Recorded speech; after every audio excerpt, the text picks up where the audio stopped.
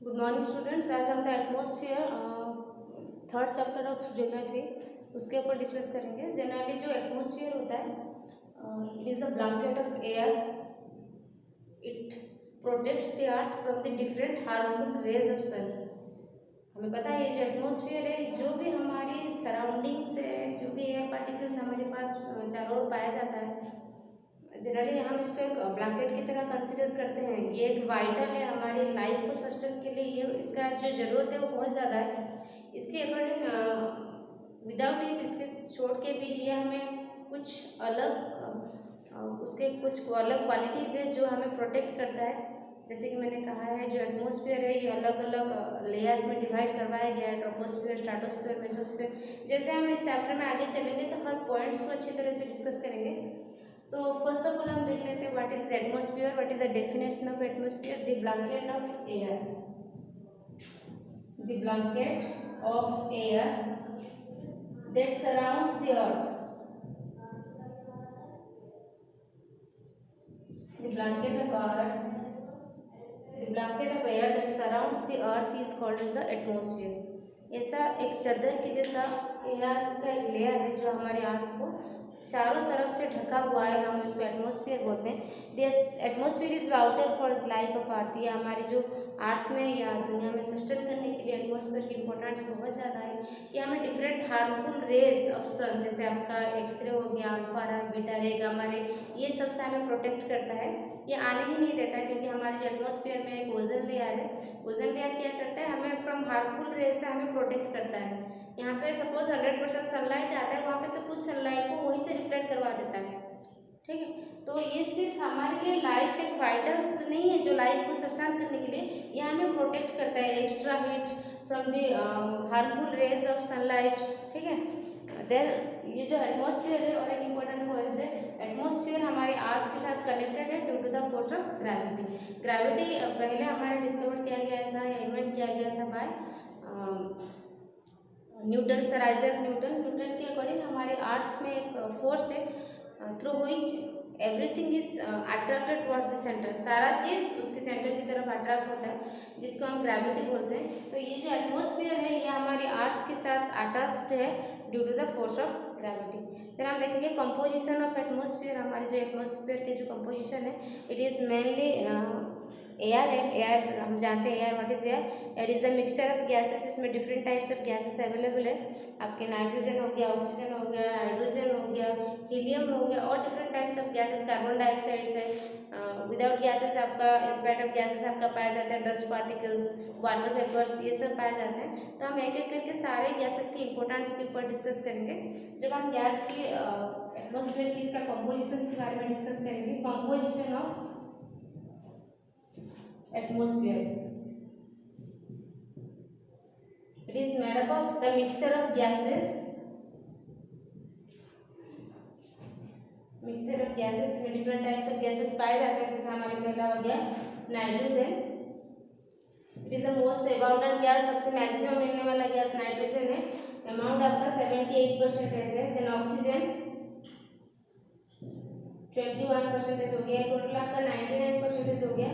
Carbon dioxide हो गया 0.03%। बाकी जो गैसेस आपके पाए जाते हैं, जो भी आपका पॉइंट कुछ है, वो मिक्सचर ऑफ डिफरेंट गैसेस। इसमें डस्ट पार्टिकल्स भी पाया जाएगा, उसमें वाटर वेपर्स या मॉइस्चराइजर सारे उसमें इंक्लूड किए जाएंगे। ठीक है, तो हमने यहाँ पे देख लिया जो एटमॉस्फेयर है जनरली मिक्सचर ऑफ गैसेस है, इसमें डिफरेंट टाइप्स ऑफ गैसेस रहता है। तो फर्स्ट हम देखते हैं nitrogen, it is the most abundant gas. Abundant gas means maximum मिलने वाला गैस हमारी नाइट्रोजन है। यूजेस ऑफ नाइट्रोजन क्या है, ये हमारे सॉइल का फर्टिलिटी, सॉइल का जो उपजाऊ क्षमता है ये बढ़ाता है, फर्टिलिटी ऑफ सॉइल को ये इंक्रीज करता है। जनरली हमारी जो सॉइल होता है, ये जो हमारे नाइट्रोजन फिक्सेशन होता है एटमॉस्फेयर में, नाइट्रोजन फिक्सेशन कब होता है, थ्रू आउट द लाइटनिंग, जब आसमान में बिजली चमकता है तब तो वहाँ पे हमारे नाइट्रोजन फिक्सेशन होता है, जो कि सॉइल की फर्टिलिटी लेयर को बढ़ाने के लिए बहुत ज़रूरी है। लेकिन जो सॉइल होता है या जो प्लांट्स होता है, वो डायरेक्टली एटमॉस्फेयर की नाइट्रोजन को कंजर्व नहीं कर पाते हैं, कंज्यूम नहीं पकड़ पाते हैं। लेकिन कुछ स्पेसिफिक टाइप्स ऑफ प्लांट्स होते हैं, जैसे लिग्यूमिनस प्लांट्स, दाल वगैरह के प्लांट्स में, उनके जड़ में एक बैक्टीरिया पाए जाते हैं जिसको हम बोलते हैं ल्यूमिनस बैक्टीरियास वगैरह जो मिलता है वो क्या करता है, जो नाइट्रोजन एटमॉस्फेरिक नाइट्रोजन को फिक्सेस करता है, कंज्यूम कर लेता है। ठीक है, अब फिर स्पेसिफिक वही ल्यूमिनस प्लांट्स की प्लांट ही क्या करता है, वो नाइट्रोजन को कंज्यूम कर सकता है, और कोई सिर्फ दाल की पेड़ ही आपका एटमॉस्फेरिक नाइट्रोजन को कंज्यूम कर सकता है। जब ये प्लांट का डेथ हो जाता है, मिट्टी में जब ये मिल जाता है, देन सॉइल फ्रॉम उसी प्लांट से नाइट्रोजन को कंज्यूम कर लेता है। इसलिए हम कहते हैं कि जो हम खेती करते हैं ना, वो रोटेट होकर होना चाहिए, कभी दाल का कभी धान का, ये होना चाहिए, क्योंकि दाल वगैरह जैसे लिग्यूमिनस प्लांट्स में जो बैक्टीरिया रहता है, जो नाइट्रोजन फिक्सेशन करता है, वो जब नाइट्रोजन को फिक्सेस कर ले, वो मिट्टी में मिल जाए, फिर हम नेक्स्ट का कुछ भी पेड़ी वगैरह ग्रोथ करेंगे तो उस प्लांट को नाइट्रोजन से कोई कमी नहीं होना चाहिए। ठीक है, तो हमें ये पता चला एटमॉस्फेरिक नाइट्रोजन को एक प्लांट या एक जो सॉइल होता है वो डायरेक्ट कंज्यूम नहीं कर पाता, उसके लिए बीच में आ जाता है लिग्यूमिनस बैक्टीरिया, जो कि आपके दाल वगैरह के प्लांट्स के जड़ में पाया जाता है, रूट में पाया जाता है, जो कि एटमॉस्फेरिक नाइट्रोजन को ही कंज्यूम कर सकता है। ठीक है, वो प्लांट्स की डेथ के बाद जब प्लांट मिट्टी में मिल जाता है, फिर सॉइल उसी से ही नाइट्रोजन पकड़ लेता है, डायरेक्ट कैपेसिटी नहीं है एटमॉस्फेरिक नाइट्रोजन को कंज्यूम करने का। ठीक है, तो ये फर्स्ट हो गया इंपॉर्टेंट ऑफ गैसेस में। फर्स्ट हमने नाइट्रोजन को देखा। नाइट्रोजन में देख लीजिए, nitrogen is the most abundant gas in the air में पाए जाने वाले सबसे मैक्सिमम अमाउंट ऑफ गैस हमारी नाइट्रोजन है, 78% है। It helps in maintaining soil fertility, है मिट्टी का जो फर्टिलिटी लेयर को इम्प्रूव करता है, and promotes the growth of plants and animals, और एनिमल्स और प्लांट्स की ग्रोथ को इंक्रीज करता है, प्रोमोट करता है। Plants can not take nitrogen directly from the air, जो पौधे होते हैं वो एयर की या एटमॉस्फेरिक नाइट्रोजन को डायरेक्टली नहीं ले पाते हैं। Bacteria that live in the soil and roots of some plants, जो बैक्टीरिया कुछ प्लांट्स के, कुछ स्पेसिफिक प्लांट्स की जड़ में रहते हैं, वो क्या करते हैं, टेक नाइट्रोजन, वो एयर से नाइट्रोजन को कंजर्व करते हैं एंड उसको चेंज करते हैं, जैसे कि प्लांट्स उसको इजीली कंज्यूम कर सकते हैं, उस फॉर्म में चेंज कर लेते हैं, जो कि फार्म जो प्लांट होता है उस एटमॉस्फेरिक नाइट्रोजन को कंज्यूम कर सकते हैं, नॉर्मली नहीं कर सकते, लेकिन बैक्टीरिया जो होता है लिग्यूमिनस बैक्टीरिया उसको चेंजेस करता है उस फॉर्म में जिस फॉर्म में प्लांट इसको इजीली कंज्यूम कर सकता है।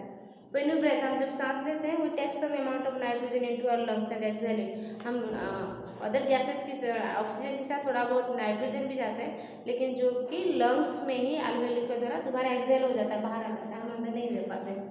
ठीक है, लेकिन लंग्स तक कुछ अमाउंट ऑफ नाइट्रोजन जाता है, फिर एक्सहेल हो जाता है। Inhale means taking of oxygen, exhale means releasing of carbon dioxide with nitrogen, हम इसको एक्सहेलेशन बोलते हैं। ठीक है, देन द सेकंड गैस जो इंपॉर्टेंट गैस आपका नाइट्रोजन हो गया, देन ऑक्सीजन। ऑक्सीजन को हम लाइफ सपोर्टिंग गैस बोलते हैं। लाइफ सपोर्टिंग गैस है, हमारे रेस्पिरेशन के लिए जरूरत होता है, ऑक्सीडेशन प्रोसेस के लिए जरूरत होता है, जब हम खाना को खाते हैं डाइजेस्ट करने के लिए विथ ऑक्सीजन उसका ऑक्सीडेशन प्रोसेस होता है, जिसमें हमें डिफरेंट टाइप्स ऑफ एनर्जी मिलता है।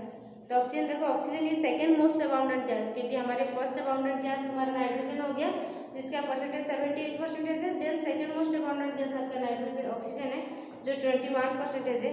We need oxygen for respiration, हमारी जो ऑक्सीजन की जरूरत होता है, रिक्वायरमेंट होता है, वो रेस्पिरेशन प्रोसेस के लिए होता है।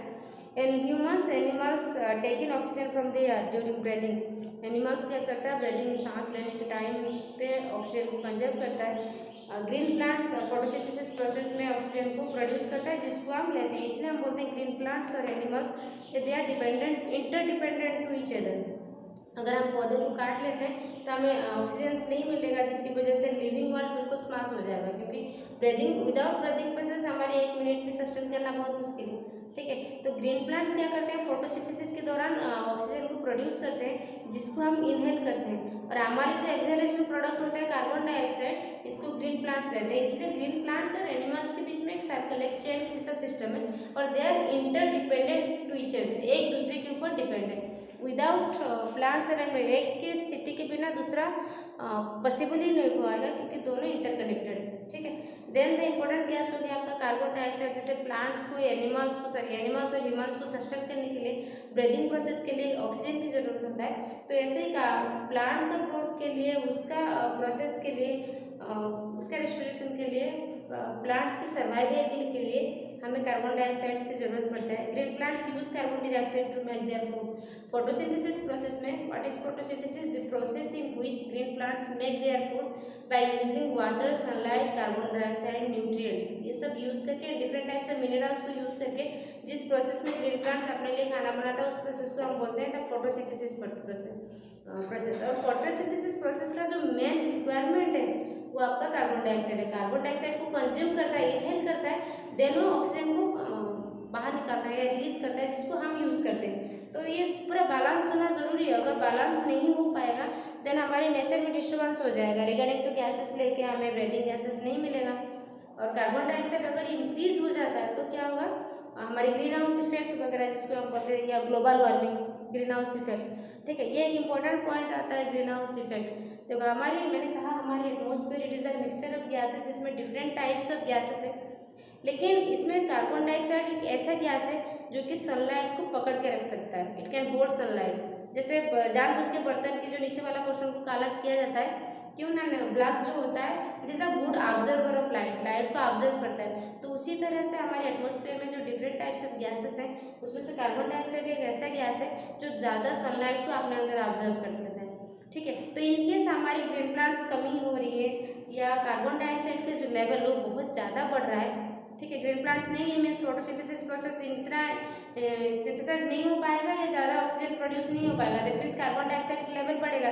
तो जब कार्बन डाइऑक्साइड का लेवल बढ़ेगा, मैंने कहा कार्बन डाइऑक्साइड की कैपेसिटी है वो सनलाइट को ऑब्जर्व कर लेता है, तो कार्बन डाइऑक्साइड बढ़ेगा मीन्स ज़्यादा सनलाइट को ऑब्जर्व करके रखेगा और कम सनलाइट को रिफ्लेक्ट करेगा, जिसकी वजह से हमारी जो अर्थ के टेम्परेचर ये धीरे धीरे धीरे धीरे बिल्कुल ग्रो कर रहा है। और ऐसा टाइम आएगा जैसे हमने बिग बैंग की थ्योरी स्टार्टिंग से देखा था, धीरे से कुछ एक्सप्लोजन हुआ, फिर आग का गोला, फिर रिवोल्यूशन होते होते धीरे धीरे ठंडा होता चला गया। अभी भी हमारे क्रस्ट मेटल कोर्स पोर्शन में जहाँ पे वोल्केनोज लावा वगैरह पाया था अभी भी गर्म अवस्था में है, ठीक है। तो ऐसे ही जब हमारी कार्बन डाइऑक्साइड बढ़ जाएगा, वो ज़्यादा सनलाइट को ऑब्जर्व करेगा, तो धीरे धीरे हमारी जो अर्थ है फिर पुराना सिचुएशंस मीन्स वही आग के गोले पे चला जाएगा। तो इस कंडीशंस को हम बोलते हैं ग्लोबल वार्मिंग। धीरे धीरे हमारे जो अर्थ के टेम्परेचर, ग्लोबल मीन्स पूरा वर्ल्ड के टेम्परेचर धीरे धीरे ग्रो कर रहा है, क्यों, due to the increase of carbon dioxide. यहाँ पे हमारे 0.03% था। इमेजिन कीजिए नाइट्रोजन 78, ऑक्सीजन 21, जहाँ पे कार्बन डाइऑक्साइड सिर्फ ओनली 0.03% था। लेकिन due to the increase of automobiles, घर में सबके पास गाड़ियाँ हैं, due to the cutting down, deforestation of plants, ये सब की इंडस्ट्रियलाइजेशन, ये सब की वजह से धीरे धीरे हमारे एटमॉस्फेयर में कार्बन डाइऑक्साइड के अमाउंट्स बहुत ज़्यादा बढ़ रहे हैं, जिसकी वजह से वो ज़्यादा सनलाइट को ऑब्जर्व कर रहा है और धीरे धीरे हमारी जो अर्थ है ये आग का गोला बनता जा रहा है, जिसको हम ग्रीन हाउस इफेक्ट या ग्लोबल वार्मिंग बोलते हैं। इसके बहुत सारे रीजन है, जैसे पोलराइजेशन, बहुत सारे इसका साइड इफेक्ट होता है। एक तो अर्थ के टेम्परेचर ग्रो करना, रेनफॉल नहीं होना, और जैसे हमारे पोलर रीजन में जैसे ग्रीनलैंड वगैरह में जहाँ पे हमारी कुछ वाटर है जो ग्लेशियर्स की स्टेज में है अभी भी, वो पिघलने लगे हैं। एक रिसर्च के अकॉर्डिंग ये पता चला है कि कुछ दिनों में इतना बर्फ पिघल चुका है जो हमारी रेगुलर 150 साल से नहीं हो पाया था। ये सिर्फ हुआ है हमारी ग्लोबल वार्मिंग की वजह से। अगर ये कंटिन्यूसली चलता रहा तो हमारे जो वाटर लेयर ऑफ ओशंस वगैरह वहाँ पे बहुत ज़्यादा इंक्रीज हो सकता है, उस जैसे सुनामी वगैरह सिचुएशंस क्रिएट हो जाए, क्योंकि बर्फ इतना जो ग्लाशियर से उतना पिघल चुका है due to the increase of temperature. ये सिर्फ आपका कार्बन डाइऑक्साइड की इंक्रीज लेवल की वजह से होता है, जिसको हम ग्लोबल वार्मिंग या ग्रीन हाउस इफेक्ट बोलते हैं, ठीक है। तो नेक्स्ट टाइम कल देखेंगे द स्ट्रक्चर ऑफ एटमॉस्फेयर, जिसमें हम डिफरेंट लेयर को डिस्कस करेंगे, ट्रोपोस्फेयर, स्ट्रेटोस्फेयर, मेसोस्फेयर, थर्मोस्फेयर और एक्सोस्फेयर। ये चैप्टर को थोड़ा रीडिंग कर लीजिएगा, ठीक है। Thank you.